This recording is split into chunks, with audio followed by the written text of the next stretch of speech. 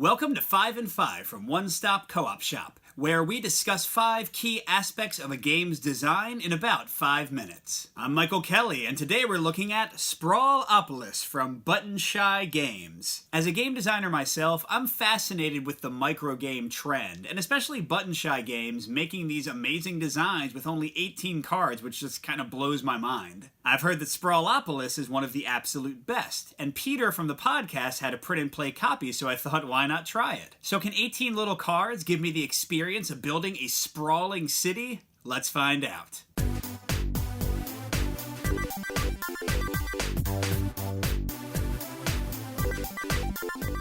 My first point is a mix, and that's how the game plays cooperatively instead of solo. Now, to be fair, the majority of my plays have been solo, and I kind of feel like that's maybe the sweet spot the game was designed for. But on the positive side, co-op works fine. You each have a single card that nobody else can see, and you pass the other 2 cards between you, drawing a new one up as you go. And while you can discuss your cards freely, you can't actually show them to each other, which removes the worries of an alpha player solving the puzzle by themselves. That being said, though, it does feel like one of those co-op games where they took a simple puzzle and just split it up into multiple parts, which isn't a terrible thing, but doesn't really make the co-op experience feel inspiring or that exciting. Next is a pro, and it's going to be one of many for this design that hurt my brain, and that's why I think it's good, and that's how you can place the cards in the game. Now, it might be enough in Sprawlopolis to do what most tile-laying games do and just put your tiles around the corners and outside of your design. But no, they have to give you the option to flip your cards end over end and also place them over top of part or complete cards that are already in your tableau. This takes the permutation of possible moves from something like,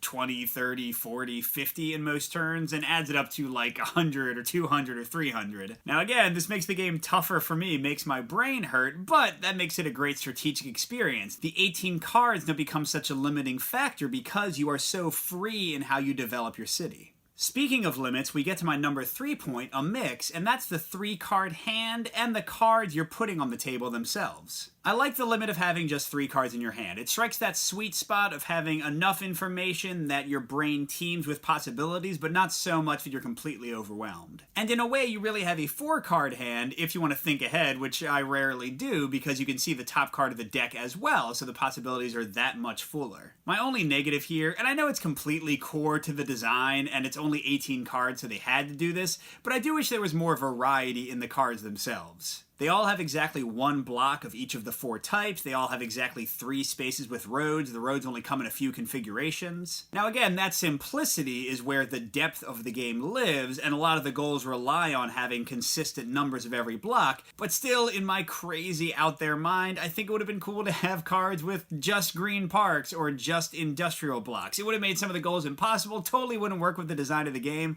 but hey, whatever, it's just how I feel. I'm going to end with 2 pros, both related to the scoring of the game, and the first one is the road penalty and the block bonus that goes into your score. You lose 1 point for each unique road in your city, and you gain points for the largest sets of blocks in each of the 4 block types. Now, the scoring cards, which I'll discuss in a minute, seem like the main event, but these other point streams and point penalties are so engaging because they sneakily force you to think about so many other things while you're focusing on your scoring conditions. I don't feel like I'm a good enough player yet to fully take advantage of these. I am totally blind when it comes to road combinations especially, but it shows me that the game has so much more potential depth. While you're working on these 3 goals, you can also be doing so many other crazy things to boost your score, and I love those possibilities and that variety. And speaking of variety, I already mentioned them, but man, let's get into those scoring cards. Each of the 18 cards in the game has a scoring condition on the back, and these vary wildly and sometimes contradict each other. This is already genius because these 3 goals and how they meld and combo and conflict with each other give your brain so much to think about and give you so many little goals to work with on every card play. But beyond that variety, what's awesome about these scorecards is that unlike a lot of solo games where it's just a goal of beating your previous score, here these cards get added together to give you a specific score you have to beat based on the internal balance of how easy or hard these goals are to accomplish. It is just genius design. I really can't get over how cool and fun it is. I want to see this kind of thing be put in bigger games too. Overall, Sprawlopolis is a big winner. At the price, I think it's $3 for the print and play and $10 or $12 for them to actually send you a nice version of the game.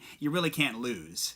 The puzzle is so engrossing, so deep, has so many layers to dig into, and I feel like I'm only maybe a third of the way down. And all in all, if you like quick solos or co-ops, if you like spatial puzzles, if you like things that are going to make your brain hurt and maybe make you feel a little dumb sometimes, Sprawlopolis, huge winner, huge recommend. It's so cheap, I just say, go get it, just try it, you really should. Good gaming, everyone, and I'll see you at the next stop.